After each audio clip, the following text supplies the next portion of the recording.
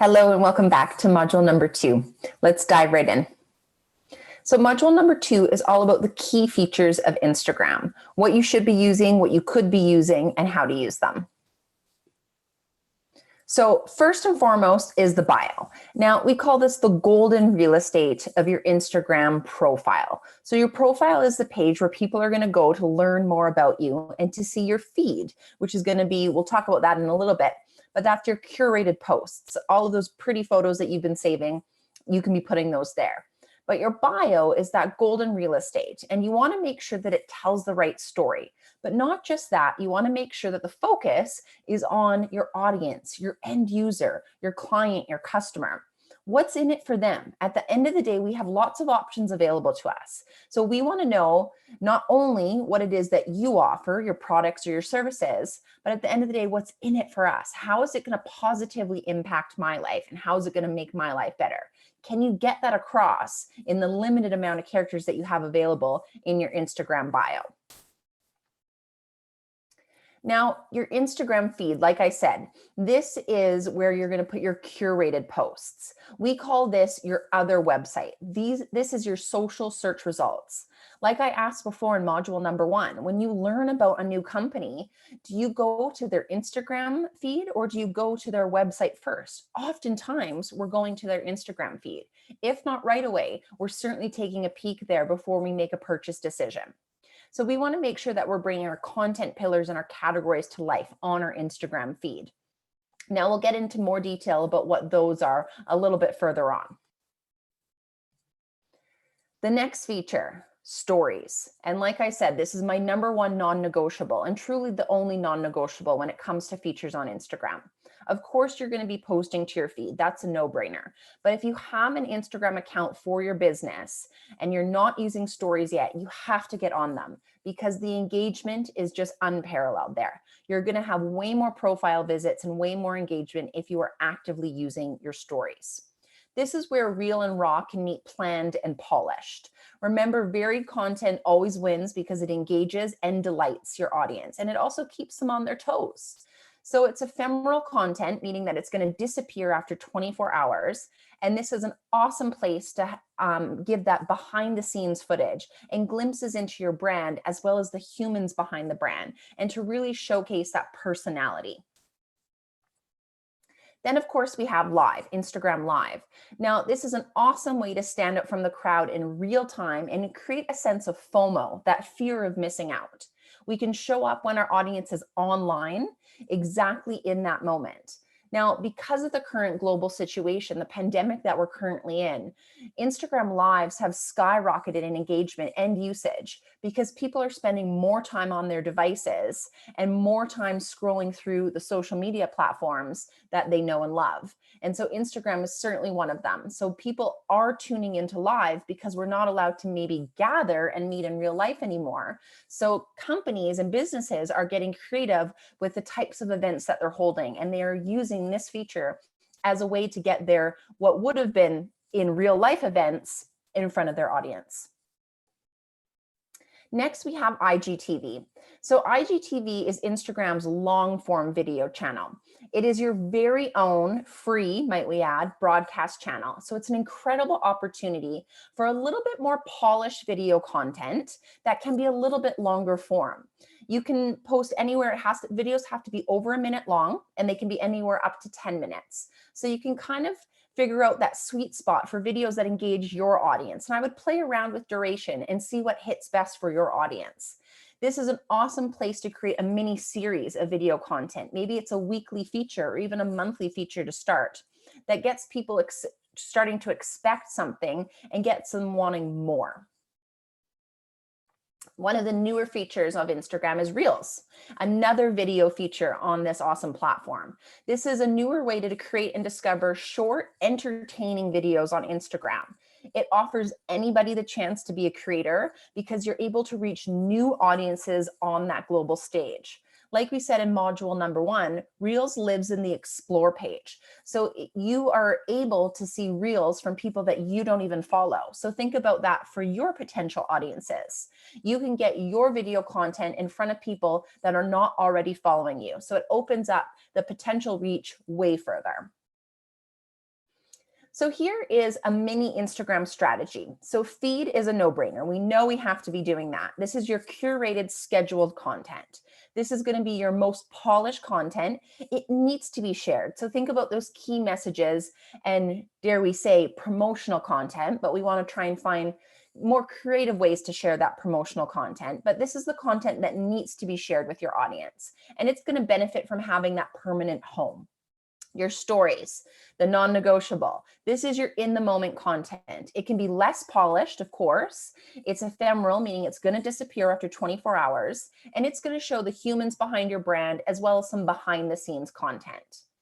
And then if nothing else, think about adding IGTV into the mix when it comes to your Instagram strategy. This is great for branded video content, and it can be somewhere in between your feed and stories when it comes to that level of polish. It's going to be more polished video content than your Instagram stories, but it's going to add value and it can be part of that ongoing series. So let's take a look at a few companies that are using Instagram's features really, really well. Teva is a great example. They have a strong bio that emphasizes the customer, and it also shows Teva's values and their personality really well. So if we look here, they're using words like your. So it's already putting the emphasis on their audience, on their end user, your guide for adventure from everyday to epic.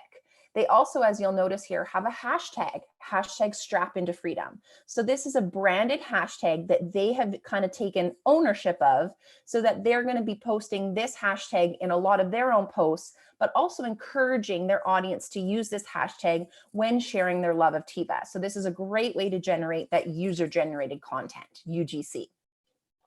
They also give you a little bit of information about their core values. 100% of our iconic straps are now made of recycled plastic. So you know that they value the earth, sustainability, and such forth. Then they also just have a really quick call to action, tap for the latest with that URL right there, okay? And more on that link in bio, that URL that you have the opportunity to put, more on that in a moment.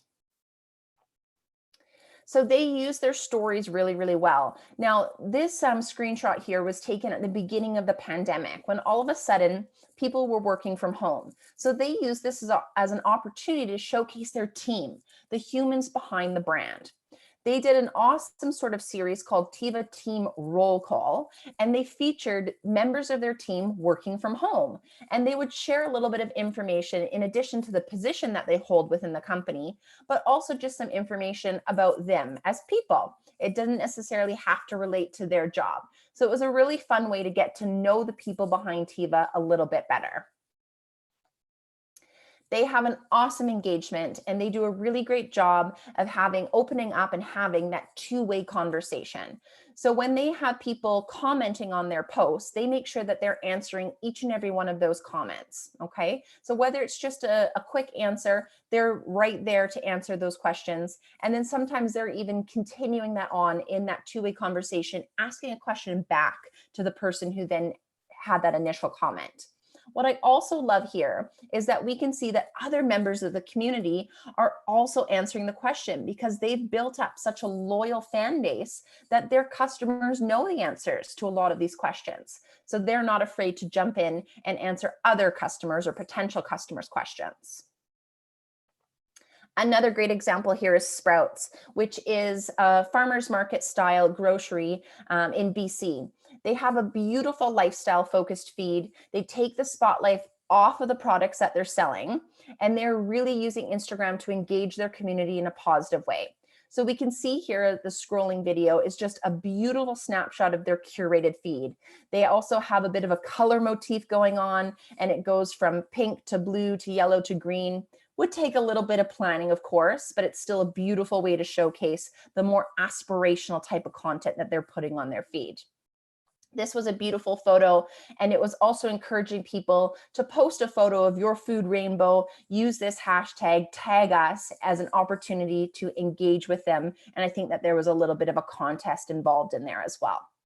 They're highlighting different sort of features that they're using. This was again at the beginning of the pandemic. They're going to do an Instagram live with Iron Chef Kat Cora. So they're advertising that in advance on their feed. So having a bit of that cross promotion from feature to feature. Awesome, awesome. So this is just a closer look at that Instagram live.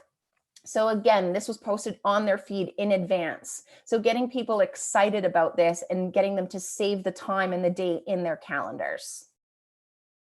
And then this is a look at their stories, their Instagram stories. And again, this was just a really great way to showcase the humans behind the brand. It's behind the scenes, it's not polished, it's just in the moment, real and raw. It was showing how they were keeping their staff as well as their customers, their community safe during this pandemic.